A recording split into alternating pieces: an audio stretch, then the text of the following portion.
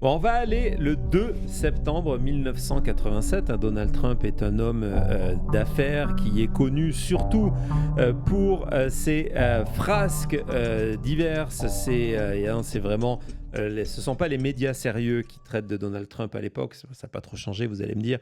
Les médias qui traitent de Donald Trump, c'est tout ce qu'on appelle les gossip columns, donc ce qui raconte la vie de Donald Trump, séducteur, célibataire ou pas, ses aventures, qui il a trompé, avec qui il est marié, avec qui il est divorcé. C'est le Donald Trump des années 80, un petit peu le scandale, les faillites, etc. etc. Donc c'est ce Donald Trump-là qui intéresse les médias. Et en 87, à la surprise générale, le 2 septembre, il se positionne sur autre chose. En gros, il dit, mais attendez, j'ai aussi un cerveau, j'ai aussi des opinions. Et le 2 septembre 87, dans 3 quotidiens américains, et c'est un investissement à l'époque de 100 000 $, quand on sait que Donald Trump n'a jamais voulu investir le moindre centime sur sa campagne présidentielle en 2015, que la seule fois qu'il a fait, c'était quelques jours de l'élection en disant vous me remboursez immédiatement, je vais mettre enfin de l'argent en 2016, 2 jours avant les élections de novembre. Mais le 2 septembre 87, il publie une pub dans la page 28 du New York, c'est précis, du New York Times, du Washington Post et du Boston Globe. Cette pub, j'ai dû oublier de te la mettre dedans, Thomas, je viens de vous la vendre.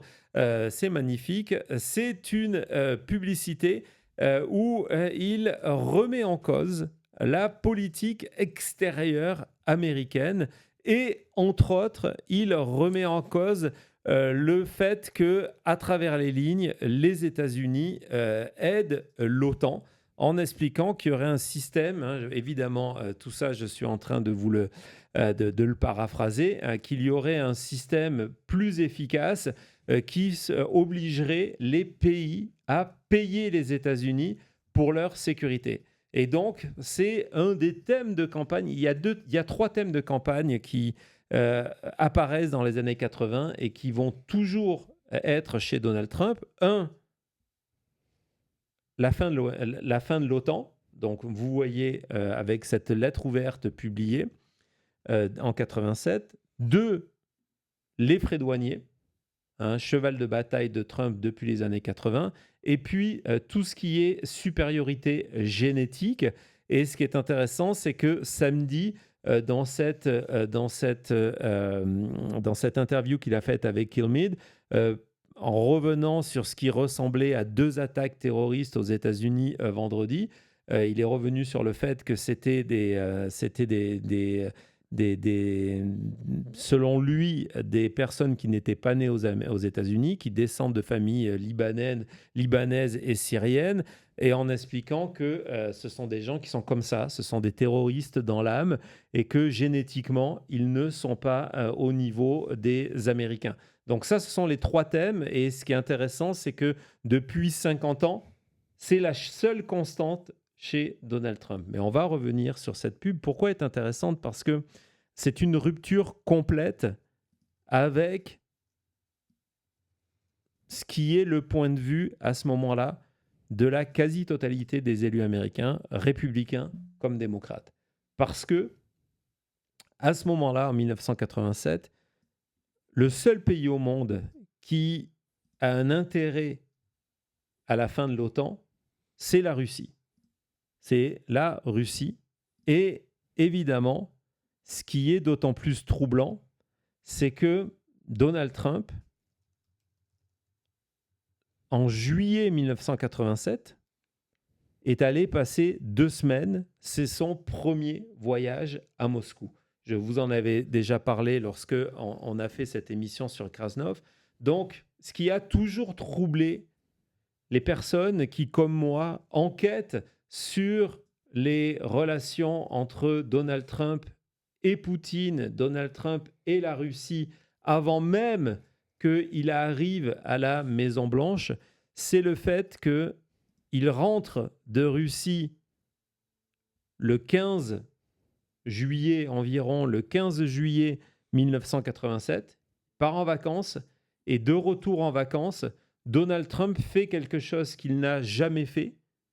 Il va utiliser de l'argent, de son argent, pour faire une publicité sur un thème qu'il n'a jamais abordé, pour lequel il n'est pas connu.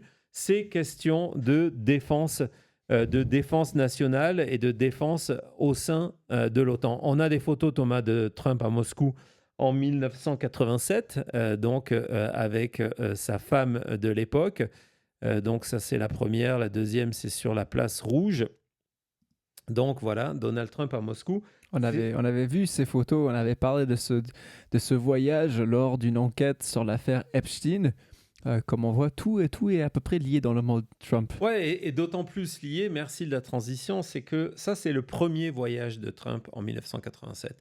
Le deuxième voyage de Trump, c'est en 1996. Donc, il retourne en 1996 et il est à la tête d'un petit groupe d'hommes d'affaires américains qui veulent faire du business, faire des deals avec justement des oligarches russes proches de Poutine. Et ce qui est intéressant dans ce voyage en 1996, c'est qu'il accompagne celui qui va devenir son ami et qui est à cette époque-là un des partenaires financiers de Trump du côté de New York via le groupe Apollo, c'est Leon Black. On vous avait montré ces différents clichés. Non, on ne commence pas par ça là. Les différents clichés de Trump avec Black, le plus connu étant évidemment, c'est pas celui-là, mais on va commencer par celui-là parce que c'est un autre cliché que je ne connaissais pas de cette visite de Donald Trump, où vous voyez derrière Donald Trump, le cliché qui nous intéresse ici, évidemment, c'est celui-ci. Derrière Donald Trump, c'est Leon Black. Il n'a pas été qu'une seule fois avec lui.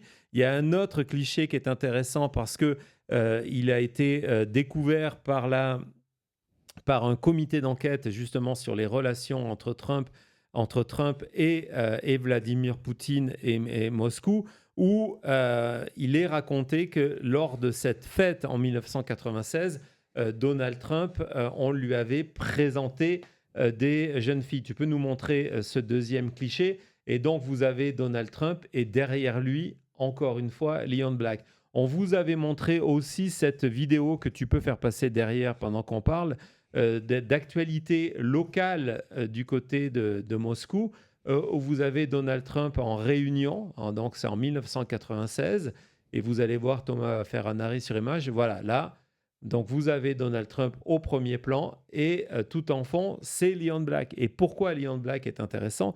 Parce que Leon Black, c'est un des financiers de Jeffrey Epstein. C'est lui qui est, avec Leslie Wexner, à l'origine de la fortune de Jeffrey Epstein. C'est lui qui a financé partiellement l'achat de l'île St. James pour Jeffrey Epstein. C'est lui dont le fils, aujourd'hui, travaille à la Maison-Blanche avec Donald Trump sur justement quoi? Les investissements à l'étranger. Et il est investi dans quel groupe? Il travaille avec le groupe Witkoff-Kushner au futur de l'Ukraine. Voilà. Fin d'émission. Qu'est-ce que c'est fou ce dossier. Donc, ça, comme par hasard, exactement. Ça, c'est le voyage de Trump en 1996. Il va y retourner une troisième fois en 2007. Et puis, une fois encore, en 2013, lorsqu'il va y rester cette fois-ci plusieurs jours et il va aller présenter le prix, le concours Miss Univers. Hein, ça lui appartient. Et un an après, Donald Trump est invité d'une émission sur Fox News. Et cette vidéo est passée à travers les failles de l'histoire, alors que c'est une vidéo extrêmement importante.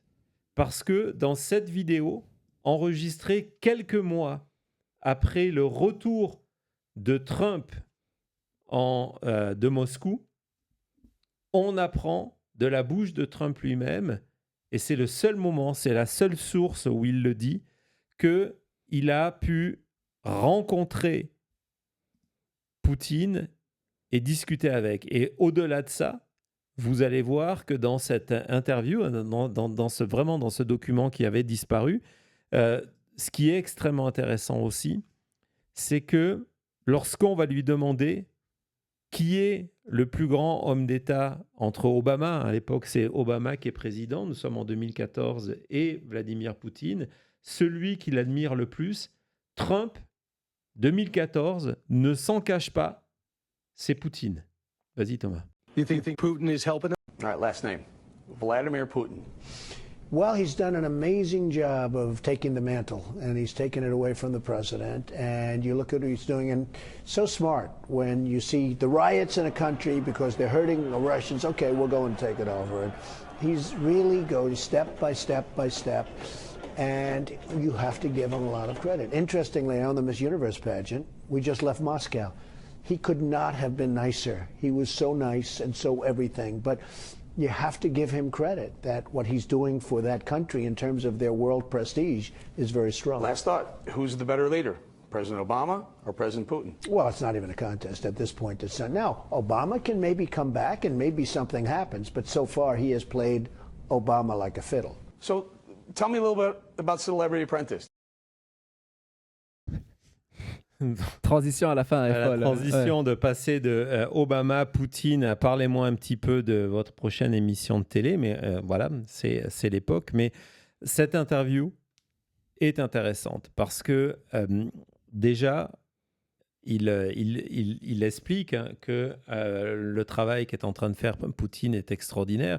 Donc on sent le suivi parce que la première chose commence, on est dans de l'abstrait pour les Américains qui ne s'intéressent pas à la politique extérieure et qui ne s'intéresse pas à d'autres pays à part les États-Unis, parce qu'il commence en disant non, il fait un super boulot, il a pris le manteau, là, donc il a pris la suite donc, de ce qu'il y avait avant de manière brillante, et pour montrer la brillance de Poutine, il met en avant, il dit regardez, il y avait des manifestations, il a dit vous inquiétez pas, je vais aller m'en occuper, et donc en fait il a arrêté les manifestations. Donc on voit que la chose qu'admire Trump d'abord chez Poutine, c'est le fait que c'est un dictateur. Là il confirme qu'ils se sont parlé indirectement et directement en 2013. Alors pour la petite histoire qui va vous faire partir très très haut dans les tours, et malheureusement on n'a pas de réponse, je vais vous raconter ce qui s'est passé. C'est que ça a été confirmé par plusieurs journalistes. Je pense que c'était David Corn qui avait fait un livre sur ce sujet, plusieurs sources. C'est que lorsque Trump quitte Moscou, Poutine lui fait envoyer un cadeau. C'est une superbe boîte en noir laqué. Et à l'intérieur de cette boîte, il y a une lettre personnelle écrite de Poutine à Trump. Et ce que Corn remarquait à l'époque, c'est que Trump s'est vanté et continue à se vanter. C'était avant que Trump se lance même à la présidence. Non, le livre, je crois, date de 2019. Et donc, il dit, voilà, Trump s'est toujours vanté de tout. Trump est obsédé par les lettres. Il a sorti un livre après son premier mandat. Le premier livre que Trump va sortir dans une maison d'édition qu'il a créée avec ses fils, c'est un livre des plus belles lettres qu'il a reçues durant toute sa carrière.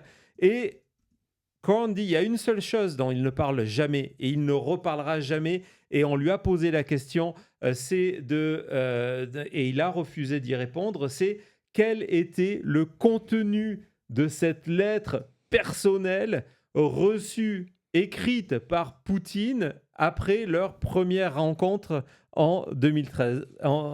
C'est fou, hein? Ça serait très intéressant. Je crois qu'il y a une autre lettre qui doit manquer de ce livre. Bon, pour une fois, c'était lui l'auteur, mais c'est fou comment on a plusieurs lettres qui peuvent coincer Trump dans l'année 2026. C'est fou tout ça. Comment on est arrivé au fait qu'il soit toujours au pouvoir, président, quand on a eu tous ces liens avec la Russie, de prouver tous ces liens à l'affaire Epstein, les deux qui se croisent, et nous voilà avec Trump aujourd'hui qui joue toujours le jeu de Poutine. Ouais, et pourquoi donc je vous reparle de tout ça? C'est pour vous montrer combien ce qui se passe aujourd'hui avec Trump qui refuse de condamner le fait que la Russie partage peut-être des informations qui ont servi à tuer des Américains et qui, au moment où je vous parle, servent à viser des Américains, y compris jusque dans leurs hôtels. Hein, ce sont ce genre d'informations. Non seulement Trump refuse de les condamner, mais on a entendu Witkoff il y a quelques jours en disant « j'en ai parlé ». Et vous allez voir, hein, c'est une manière de rejouer ce que Trump a fait du côté de Helsinki en 2018, de dire « j'en ai parlé avec les Russes me disent que c'est pas vrai, faisons confiance aux Russes ».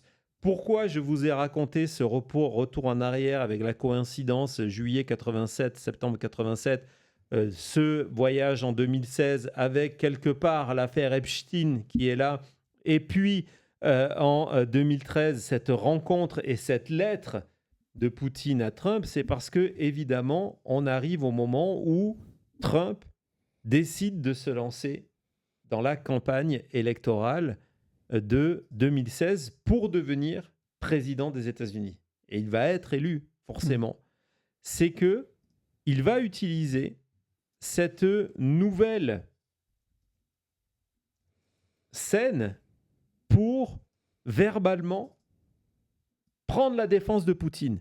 C'est une des réalités de Donald Trump candidat, c'est que face à un établissement républicain, Jeb Bush, Marco Rubio, qui continue à présenter la Russie comme l'ennemi numéro 1 des États-Unis, juste après la Chine ou à peu près au même niveau, Donald Trump, lui, va être le premier à introduire une nuance, à préparer sa base et l'opinion publique américaine sur le fait que Poutine n'est pas aussi pire que ce que l'on veut vous faire croire et que la Russie n'est pas l'ennemi des États-Unis.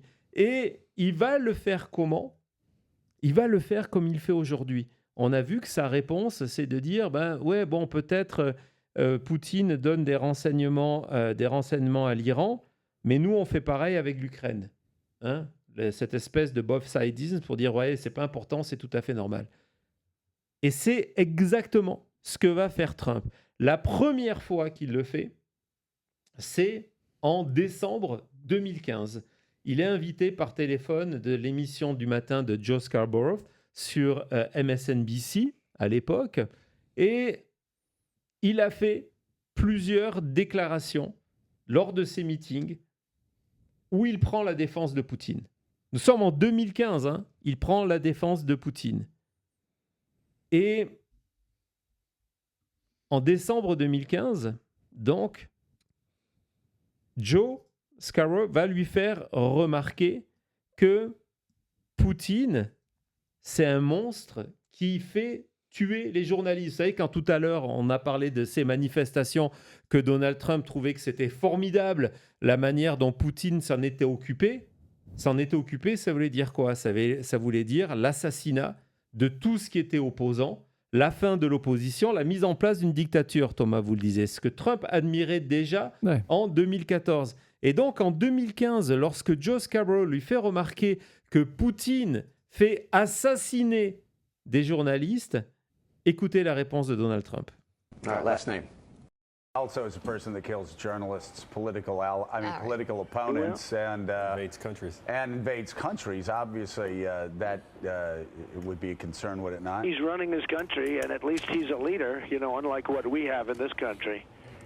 Yeah, but again, he kills journalists that don't agree with him. Well, I think our country does plenty of killing, also, Joe. So, you know. There's a lot of stupidity going on in the world right now, Joe. A lot of killing going on, a lot of stupidity, and that's the way it is. Voilà, vous avez le même Donald Trump qu'aujourd'hui. C'est quand, et on va donner du crédit à Joe Scarborough qui revient une deuxième fois, parce que la première fois, Trump lui dit non, il est simplement un leader. Il est simplement un leader. On est en plein dans cette admiration pour les dictateurs. Et Joe Scarborough insiste en disant non, mais il fait quand même tuer les journalistes qui sont opposés. Et là, il va un peu plus loin en disant mais nous aussi, on fait tuer, on tue également du monde. Et quand on sent comment Scarborough est troublé, et là, il part en disant, de toute façon, c'est la manière dont ça se passe. Et il termine la même manière dont il nous a dit qu'il y aura des morts pendant cette guerre. It's what it is. That's the way it is. Exactement, that's the way it is. C'est comme ça. C'est comme ça. Nous aussi, nous commettons des meurtres. Donc, d'un coup, il met, décembre 2015, les États-Unis sur le même plan. Pas pour dire que les États-Unis sont mal, mais en fait pour dire que ce qu'est en train de faire Poutine, c'est pas vraiment grave parce que nous faisons pareil. C'est comme ça. Donc ça, c'est en 2015. Ça, en 2015. Donald Trump est élu. Et il continue tout son travail de sape, de ce changement de valeur sur la Russie comme ennemi des États-Unis. D'autant plus qu'il est au cœur du Russian Gate. Il est au cœur de toutes ces informations qui feraient penser que, d'une certaine manière, la Russie a aidé la campagne de Donald Trump. On se demande pourquoi. Et donc, en février 2017, prochaine interview, 2015, février 2017, il passe sur Fox News, interrogé par Bill O'Reilly. C'est un moment extrêmement important parce que c'est la mi-temps. Non, c'est l'avant-match du Super Bowl. C'est une tradition présidentielle où, avant le Super Bowl, c'est pas systématique, mais ça l'est très souvent, le président des États-Unis fait une grande interview qui se termine à la fin par choisir son favori. Mais cette interview, c'est une des interviews les plus populaires parce que les Américains sont devant la télé. Et donc, vous allez voir qu'à cette époque-là, le Parti républicain, Fox News, a encore un peu des problèmes avec l'idée de faire Vladimir Poutine un héros. Écoutez Donald Trump. Also, as a person that kills journalists, He's a killer, though. Putin's a killer. A lot of killers. We got a lot of killers. Why, you think our country's so innocent? You think our country's so innocent? I don't know of any government leaders that are killers in America. Well, take a look at what we've done too. We've made a lot of mistakes. I've been against the war in Iraq from the beginning. Yeah, mistakes are different than... A lot of mistakes, okay, but a lot of people were killed. So, a lot of killers around, believe me. Encore une fois, on lui explique, Poutine tue des gens, tue ses opposants, c'est un assassin. Trump, ouais, mais bon, nous aussi, on fait pareil. Et quand on lui presse en disant... c'est non, le même mécanisme, il insiste vraiment dessus. On ne fait vraiment pas pareil. Là, tout de suite, il va sortir des exemples disant bah ouais, mais on n'est pas innocents, nous. Nous, on a eu l'Irak. Mais voilà, on accepte. Exactement, mais la formulation est extrêmement intéressante. C'est parce que c'est un principe de communication de politique. C'est lorsque vous englobez la personne en jouant la carte du bon sens commun. Dans votre réponse en disant mais est-ce que vous croyez que les États-Unis, vous savez que les États-Unis ne sont pas innocents et donc d'un coup vous venez de traverser cette espèce d'interdit qui fait que vous ne placez pas au même niveau une opération militaire, même si cette opération militaire est un échec, et le fait d'ordonner des meurtres politiques contre la liberté de penser, contre la liberté d'écrire, contre la liberté d'opinion ou d'avoir une sexualité différente. On est dans vraiment tout à fait autre chose. Mais Trump, en formulant la chose comme ça, est-ce que vous croyez que les États-Unis sont vraiment innocents ? Permet d'accepter ce tabou-là. Ouais, ça donne de la crédibilité. Fois, on arrive au même niveau. Et là, ce qui est plus grave, regardez, c'est en exclusif depuis la Maison-Blanche, vous avez le drapeau américain. C'est plus Donald Trump candidat, c'est le président des États-Unis en disant ce que fait Poutine, c'est acceptable parce que nous on fait pareil. Nous on fait pareil. On ne juge pas le standard de Poutine, on baisse le standard de ce qui est acceptable du côté américain. Juillet 2018. rencontre entre Donald Trump et Vladimir Poutine, c'est la première de son mandat. C'est la première fois qu'ils vont se rencontrer en tant que président à Helsinki. Et conférence de presse qui a été vécue, cette conférence de presse, par le monde du renseignement et entre autres au sein de la CIA, comme un véritable traumatisme. Parce que publiquement, avec Poutine à côté de lui, Trump va mettre les services de renseignement américains, il va les jeter sous les roues du bus en expliquant que, OK, à ce moment-là, il y a eu toute une contre-enquête. Nous sommes en 2018. Il y a eu une commission de travail, on vous en avait parlé, qui a été faite au niveau du Sénat sur l'ingérence russe, pas forcément qu'à travers la campagne Trump, mais en général, qui démontre comment les Russes ont tenté de faire chambouler les élections aux États-Unis en 2016, avec des éléments prouvés sans l'ombre d'un doute qu'il y a eu des tas d'opérations, entre autres sur les réseaux sociaux, entre autres sur Facebook à l'époque, qui ont été menées par la Russie. Et Trump, à ce moment-là, publiquement, aux yeux du monde, avec Poutine à côté, va permettre de dire non. Poutine m'a dit, et là on est dans la même logique que Witkoff aujourd'hui. Je ne sais pas, on a la vidéo ou pas Celle-ci de vidéo, je t'ai mis que la capture d'écran. Oui. Bah, écoutons cette vidéo une seconde et on y revient dessus. My people came to me, Dan Coates came to me and some others. They said they think it's Russia. I have President Putin. He just said it's not Russia. I will say this, I don't see any reason why it would be, but I really do want to see the server. But I have confidence in both parties. I really believe that this will probably go on for a while, but I don't think it can go on without finding out what happened to the server. What happened to the servers of the Pakistani gentlemen that worked on the DNC? Where are those servers? They're missing. Where are they?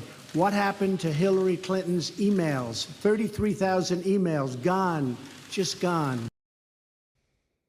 Donc là, c'est un moment vraiment important de Trump, si vous voulez partir dans la peau Krasnov, c'est que publiquement, il dit voilà, j'ai demandé à Poutine me dit que non, on n'a pas fait d'ingérence, alors qu'il a ses propres services, y compris des services qui sont dirigés par des personnes qu'il a nommées lui, qui disent non, il y a eu ingérence, il y a tous les documents, nous avons toutes les preuves, et là il dit non, c'est faux. Et puis, évidemment, il change immédiatement de sujet et revient sur Hillary Clinton pour qu'on se souvienne de ça. Mais le plus important, c'est ce moment-là. Et pendant le break, Thomas rappelait que c'est la conférence de presse en sortie d'un meeting très particulier. Oui, il y avait évidemment des meetings aussi.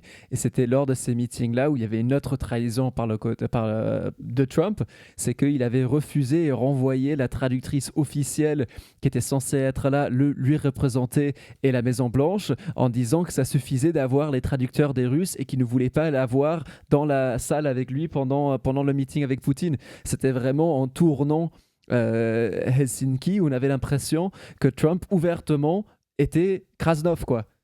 Ouais, et puis en préparant cette émission pour vous, des fois, je me souviens de certaines choses, mais il y a deux moments dont je ne me souvenais absolument pas. Ce premier, on est en 2017. On est en 2017 et Donald Trump va signer une loi qui, la loi, on va la voir, c'est la HR, j'ai plus le titre en mémoire, non, la voilà, en premier, la HR 115-44, qui est une loi qui met en place, enlève ça pour l'instant, s'il te plaît, merci, remets le texte de la loi, merci, qui met en place toute une série de sanctions. Nous sommes en 2017, toute une série de sanctions contre la Russie de Poutine, contre les oligarches, mais contre la Russie de Poutine. Pourquoi ? Parce que, question de cybersécurité, le fait ingérence russe dans les élections américaines, mais aussi déstabilisation de la Syrie et évidemment déjà l'Ukraine avec la Crimée, etc. etc. Donc vous avez, sur 2 pages, Thomas va vous montrer la 2e page, toute cette série de mesures mises en place par les Américains, Chambre des représentants et Sénat, signées par Donald Trump, de sanctions contre la Russie. Et souvent, c'est mis en avant, ça a été mis en tout cas en avant par les défenseurs de Trump sur les plateaux, entre autres les plateaux français, à l'époque, en disant « Mais regardez, Donald Trump a signé une loi de sanctions contre Moscou, donc Donald Trump n'est pas l'allié de Poutine. » Dans la réalité, il faut revenir sur les coulisses de cette signature. Trump signe cette loi parce qu'il n'a pas le choix. Il n'a pas le choix. Pourquoi ? On va revenir sur cet article de l'époque. Parce que la loi est passée, les temps ont changé, avec une telle majorité au niveau de la Chambre des représentants et du Sénat, démocrates et républicains ensemble, que c'est veto proof. C'est presque comme la Epstein. Ça veut dire que c'est comme la loi Epstein. Ouais. Donald Trump, il ne peut pas dire non. Il ne peut pas utiliser son veto présidentiel parce que sinon, ça retourne au Congrès où il aurait une défaite majeure parce qu'il y a suffisamment de votes dans les 2 chambres pour avoir les 2/3 de la majorité au niveau de la Chambre des représentants. Donc, il n'a pas le choix et il va la signer, mais il va publier, et c'est toujours sur le site officiel de la Maison-Blanche, il va publier un communiqué de presse en disant « Je signe cette loi parce que vous m'obligez à le faire ». Il parle aux élus américains, républicains et démocrates, mais je refuserai de l'appliquer parce que je trouve qu'elle est inconstitutionnelle. Donc c'est Donald Trump, président des États-Unis, qui signe, parce qu'il n'a pas le choix, une loi contre la Russie, mais en prévenant « Moi, je ne vais pas l'appliquer. Je ne vais pas l'appliquer. » C'est fou quand même. Malade. Encore une fois, comme pour le dossier Epstein, il n'avait pas de presse à l'heure de la signature de cette loi. Et donc oui, il a envoyé des lettres au Congrès et publié cette lettre en expliquant ce statement, en disant voilà, j'ai aucune... je n'ai pas envie de signer cette loi et je n'ai aucune intention de suivre la loi parce que je la trouve pas invalide. C'est fou. Et donc, l'extrait que vous montre Thomas, il vient de vous en parler, c'est qu'on explique que, contrairement aux autres lois, il n'y avait pas de news media qui était là, pas de photographe, il n'y a rien pour documenter ce moment-là. Et à l'époque, c'est un choc, c'est la première fois que ça se passe. Et donc, je me suis dit, je vais aller voir les autres fois où Donald Trump a fait la même chose. Il n'y a qu'une 2e fois où Donald Trump a fait la même chose, de signer une loi dans la discrétion la plus totale, c'est effectivement la loi Epstein. Donc on se rend compte qu'il n'y a que 2 sujets qui sont extrêmement sensibles pour Donald Trump. Ouais. C'est sa relation avec Moscou. Il ne voulait pas que publiquement on le voit signer une loi contre Poutine, et l'affaire Epstein. Si là, on n'arrive pas à trouver des conclusions, qu'est-ce qu'il nous faut de plus ? Je vois, le chat est parti on a perdu le chat. Là. Il y a une autre fois en plus, c'était le 2e élément dont je me souvenais, je ne me souvenais plus. Nous sommes en 2019. Donald Trump est toujours président. Janvier 2019. Et janvier 2019, il va prendre, imaginez la chose, en tant que président, publiquement, la défense de l'intervention russe, à l'époque Union soviétique, en Afghanistan. Les États-Unis ont financé la résistance et avec ce que ça a créé ensuite comme rythme de terrorisme, mais ont financé la résistance afghane contre l'URSS. Et il faudra attendre 2019, et on va voir ce moment-là, pour que vous ayez le président des États-Unis à la Maison-Blanche qui explique que, OK, certes, l'Union soviétique est devenue Russie à cause de la défaite en Afghanistan, mais que l'intervention de l'URSS en Afghanistan était complètement légitime. Donald Trump en plein acte de révision pro-soviétique. Vas-y Thomas.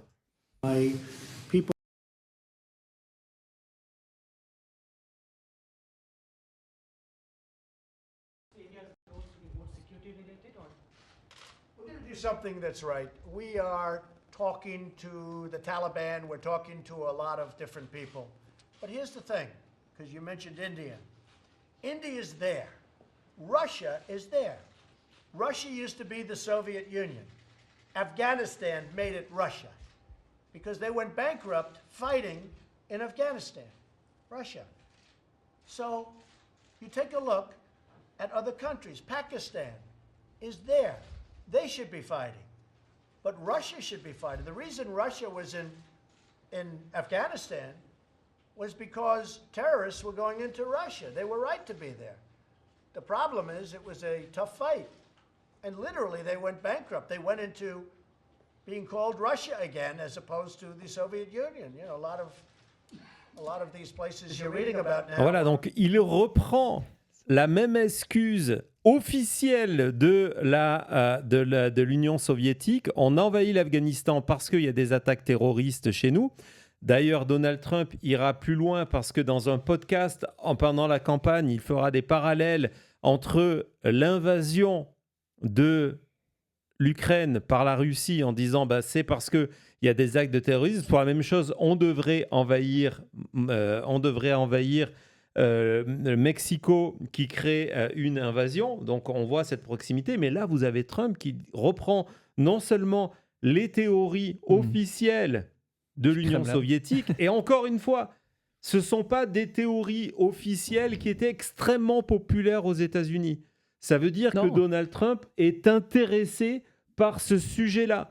Et donc, non seulement il met ça en avant, et puis il a cette phrase de justification en disant « Mais they were right ». Ils avaient raison d'être en Afghanistan. Ouais. C'est, en fait, quand on y pense, c'est Trump quasiment à lui-même qui a rendu la Russie, j'ai pas envie d'utiliser le terme de cool, mais en fait, avant Trump, c'était accepté par à peu près tous les démocrates indépendants et républicains aux États-Unis que la Russie était les bad guys. Depuis Depuis la fin depuis de 46. Voilà. Et en fait, ces derniers 10 ans, où on voit de plus en plus un espèce de tournant où on aime plus les Russes que l'Ukraine, etc., c'est à travers Trump. 100%. À travers Trump, à travers... Trump a réussi à détourner quand même l'ennemi américain en presse quasi allié pour certaines personnes de sa base. Ouais, et puis donc non seulement Trump, mais effectivement ses alliés, les médias, etc., etc. Donc ça, nous sommes en 2019. 2020, Donald Trump est interrogé, alors je ne sais pas, beaucoup de choses, je ne sais pas si on a la vidéo, Thomas. 2020, Donald Trump est interrogé sur l'ingérence russe. Sa réponse, non, on n'a pas la vidéo. Sa réponse, we did it too.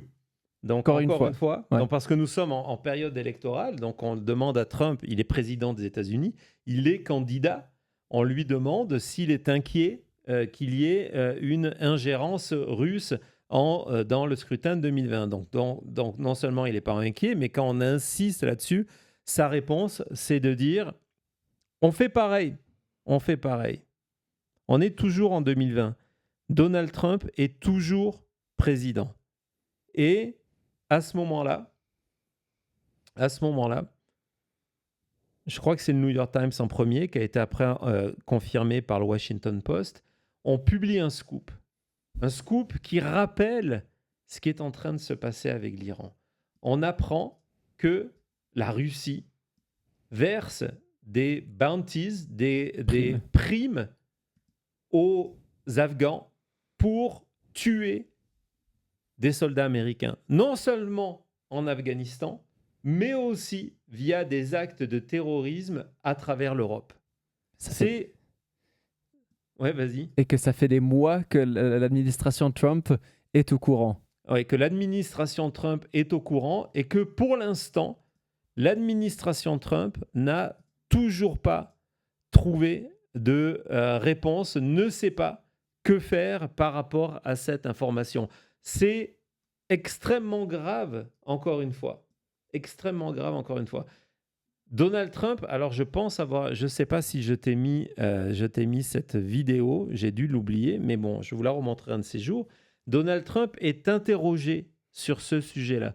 C'est la fameuse interview qu'il fait avec le journaliste de Axios. Il y avait tellement de bonnes choses dans cette interview où ils sont assis tous les deux face celui à où il y a eu face, aussi... où par exemple, il va défendre, encore une fois, Ghislaine Maxwell. Ouais. Et quand dans cette interview, on lui demande là-dessus, encore une fois, il fait cette espèce de comparaison complètement folle et le journaliste est étonné et revient là-dessus en lui disant « mais comment ?» Et il ne répond pas en disant que c'est vrai, c'est sûrement faux, qu'il n'était pas au courant, hein, vraiment encore une fois, mais que de toute manière, on fait pareil. Les États-Unis ont fait pareil. C'est la même stratégie de réponse qu'aujourd'hui, lorsqu'on lui explique que les informations russes permettent à l'Iran de mieux frapper les Américains. C'est ce fameux interview catastrophe qui, si je me souviens bien, il était soit failli couper tôt. Et il est parti avant la fin. Voilà, où c'est une des seules fois où Trump et son équipe ont dit, voilà, on arrête, c'est trop. Il y a des questions où on n'avait pas le droit de poser et même, on doit couper là. Et les deux sujets, encore une fois, qui étaient gênants, c'était le fait qu'il voulait défendre Maxwell et qu'il voulait défendre Poutine d'une manière en disant ces mêmes choses que ça fait maintenant. Donc, depuis quasiment 87, on entend Trump. Il protège ses amis, c'est normal. C'est une stratégie... Ouais. C'est une stratégie mise en place par Trump depuis 2015. Nous sommes en 2026. Donc évidemment, cette stratégie, il a en termes de président. Il va l'avoir aussi en termes de candidat. En 2022, avec évidemment le début avec l'invasion russe en Ukraine, ça va devenir pour Trump l'occasion de faire aux États-Unis le service après-vente de Poutine. Il va multiplier à l'époque les podcasts où il va expliquer que non seulement Poutine, c'est un génie, qu'au contraire, il est extrêmement intelligent, que la stratégie utilisée par Poutine, ça devrait être la même stratégie que l'on utilise, nous, d'utiliser le fait que lorsqu'on lui dit, mais il est dans ce podcast en février 2022, où on lui dit, mais le fait que Poutine prétend qu'en fait, il répond à cette guerre qui existe depuis longtemps, qu'il vient finir une guerre. Ce que Trump utilise, on vous a fait ce sujet vidéo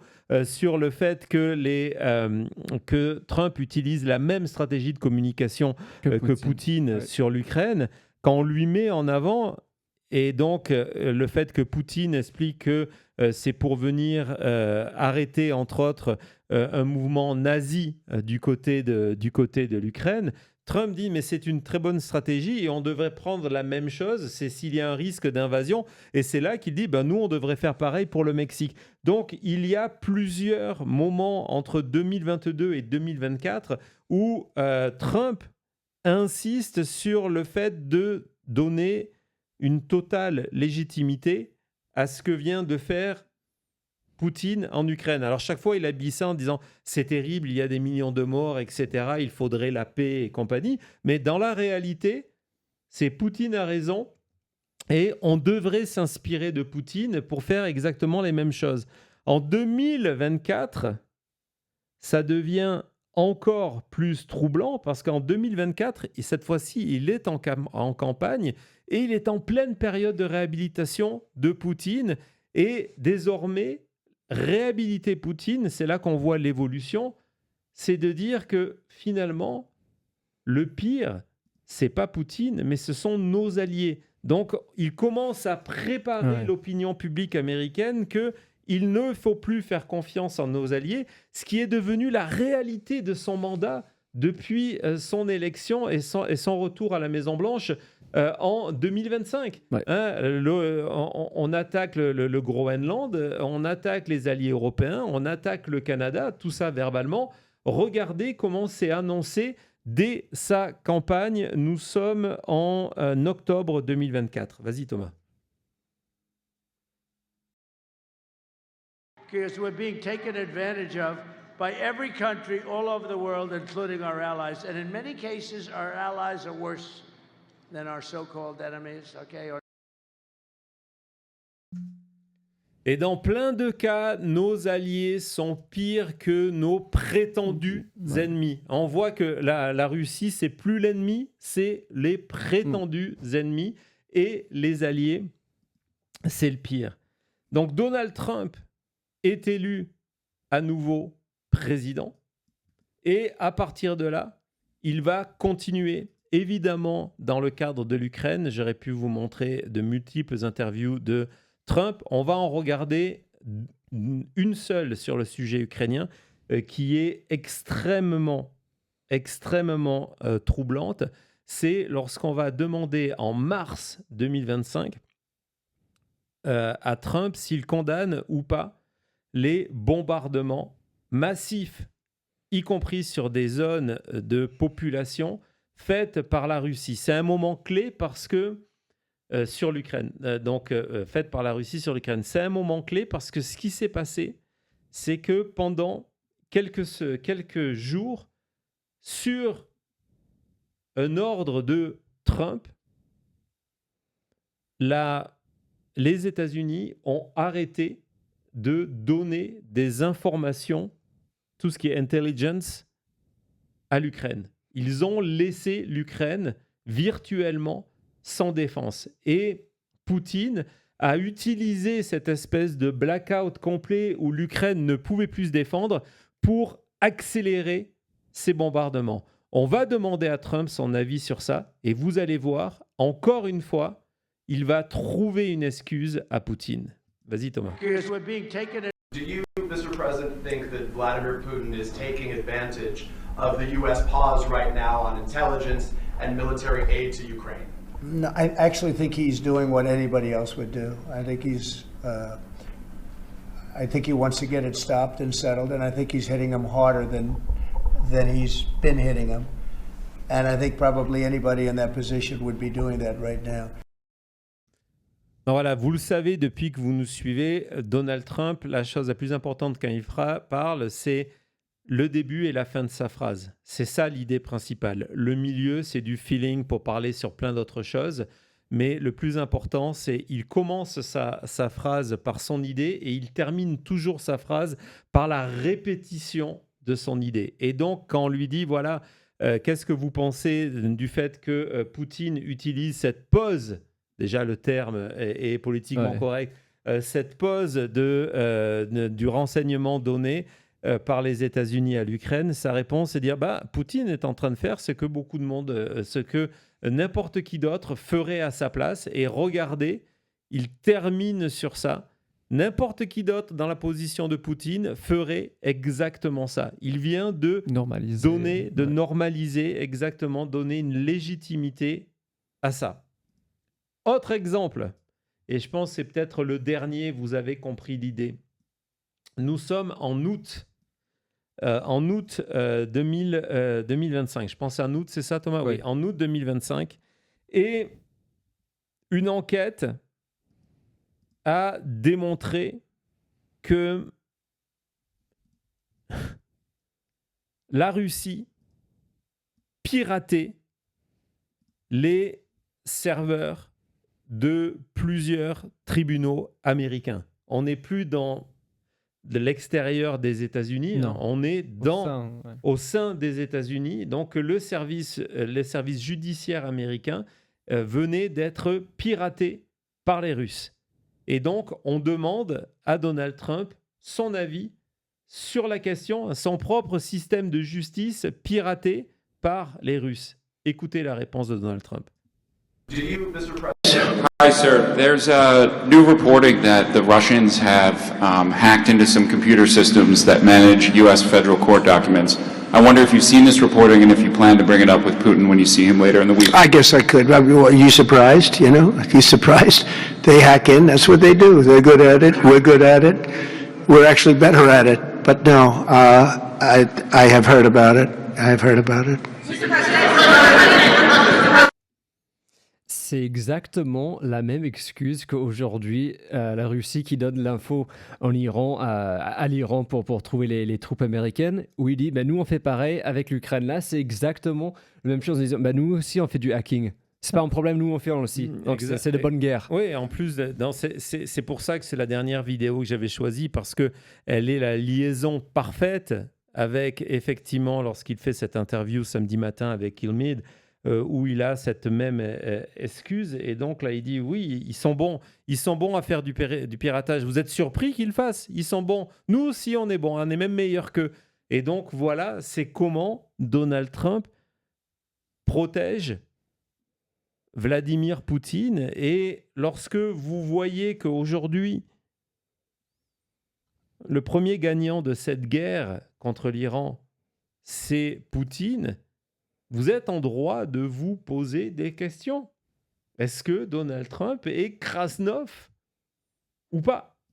Je vous laisse seul juge de la chose. Est-ce que c'est parce que Donald Trump travaille d'une certaine manière pour la Russie? Est-ce que c'est la Russie a du compromat sur Donald Trump, ou c'est parce que sa vision du monde est la même que Poutine? Pour conclure, je vais vous montrer, en rebondissant justement ces deux tweets de Garry Kasparov, qui rebondissaient sur le fait que Trump refusait l'aide militaire ukrainienne pour arrêter des drones contrôlés et devenus plus performants grâce à la technologie russe. Kasparov écrivait ceci. Donc, en disant que Trump est toujours complètement détaché dans la réalité lorsqu'on parle de la Russie et de l'Ukraine, pour lui, Poutine ne peut jamais rien faire de mal. Il n'est jamais critiqué. L'Ukraine et Zelensky sont toujours attaqués. Vous vous rappelez les interviews qu'on a mis, c'est exactement ça. Il attaque Zelensky en disant c'est la faute de Zelensky s'il n'y a pas de paix, c'est lui qui est trop dur à négocier. Zelensky, je préférais demander de l'aide à la terre entière que de demander à Zelensky. Et donc, il revient, les seuls deals qui intéressent Poutine, c'est ce qui va lui permettre de s'enrichir, d'enrichir Trump et de détruire l'Ukraine. Et nouveau message, comme une mise en garde, que je partage à 100%, d'agir en pensant que ça va un jour changer.